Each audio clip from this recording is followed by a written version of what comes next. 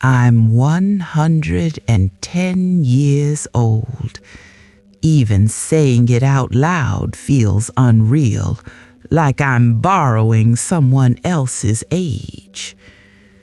People stare at me when they hear that number. Their eyes don't look at my face. They look past it, searching for a secret. They always ask the same question. What did you eat every day? Not who did you love? Not what did you lose? Not what did you give up too easily? They want a menu. They want instructions. So I'll tell you what I ate, but you need to understand something first. If food were the reason people lived this long, most of the people I loved would still be here. Every morning for almost 90 years, I woke up expecting another ordinary day. That's the part no one tells you. Long life doesn't feel special while you're living it. Breakfast came early, always early. Work didn't wait for feelings. Most days it was oatmeal, plain. Sometimes milk, sometimes just water and a pinch of salt. I didn't measure anything. I didn't read labels. I stirred it until it stopped sticking and ate it before it went cold. I ate standing up more than I'd like to admit, because sitting felt like wasting time. In my 20s, I thought people who lingered over meals were lucky. In my 30s, I thought they were lazy. By my 40s, I didn't think about them at all. Lunch was whatever was left. Cold food didn't bother me. Hunger did. A slice of bread, leftover potatoes, a soup poured from a pot that had already seen too many days. I didn't skip meals to be healthy. I skipped them because life got in the way. Dinner was the only meal that felt like it mattered. That was when my family sat down, at least in the early years. Meat if we could afford it, beans if we couldn't, something boiled, something baked, something filling. I cooked the same meals again and again because everyone expected them, and because no one ever asked if I was tired of them. People talk about eating clean now.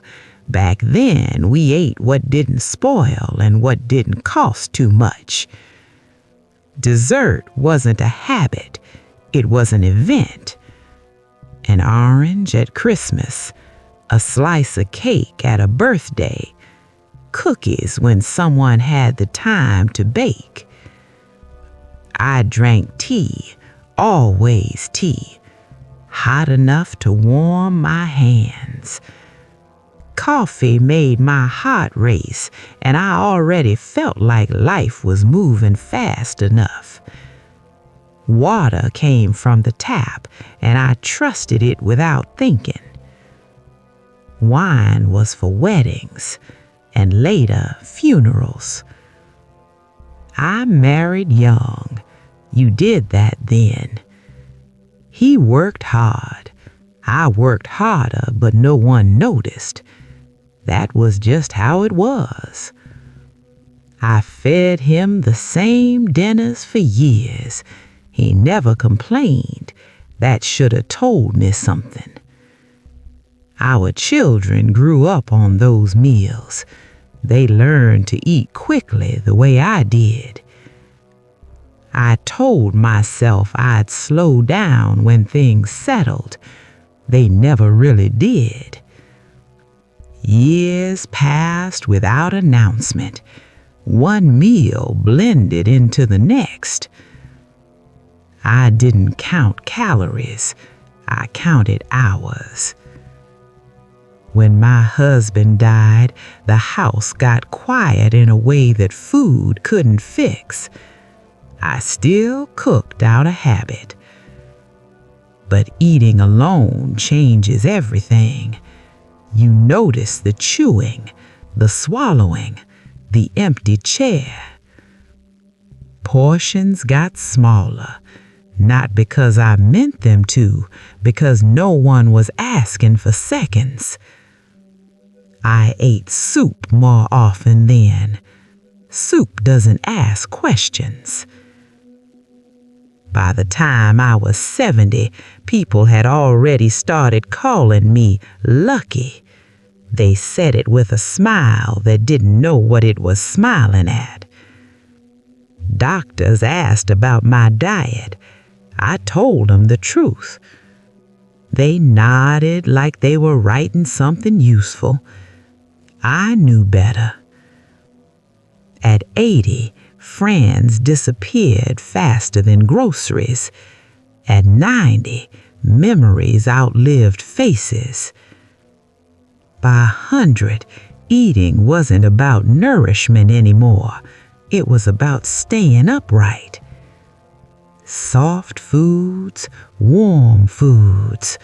Oatmeal came back into my life like an old friend who never judged me. Toast, eggs when my hands behaved. I outlived every diet trend without trying because I never followed one. People want to believe I lived this long because I avoided something: sugar, fat, salt. The truth is, I avoided nothing on purpose, and I held on to too little. What kept me alive wasn't discipline, it was momentum. Day after day of getting up, eating enough, and moving on without stopping long enough to ask what I wanted. If I could tell you one thing about eating for a long life, it wouldn't be about food, it would be about attention. The meals I remember most aren't the healthiest ones.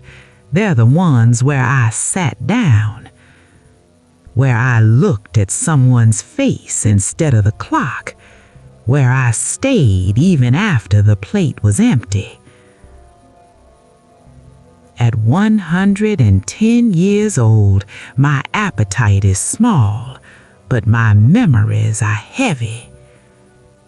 Sometimes all I eat is broth, sometimes just tea, and sometimes I don't finish what's in front of me. No one scolds me anymore. If you're watching this hoping to copy my meals, I don't think that's the point. You can eat oatmeal every day and still miss your life.